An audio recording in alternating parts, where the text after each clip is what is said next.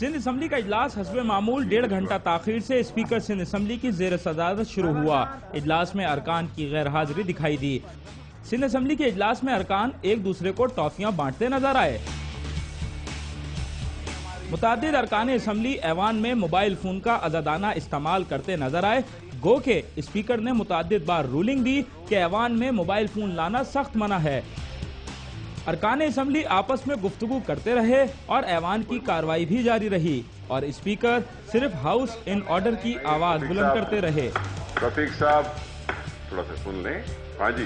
Sindh assembly کے اجلاس میں وزیر قانون ایاز سومرو، رکن اسمبلی امداد پتافی، نعیم کھرل نشستیں بدلتے نظر آئے، جبکہ خاتون رکن اسمبلی شمع مٹھانی نہ جانے کس بات پر اپنی ہنسی پر قابو نہیں رکھ پا رہی تھیں۔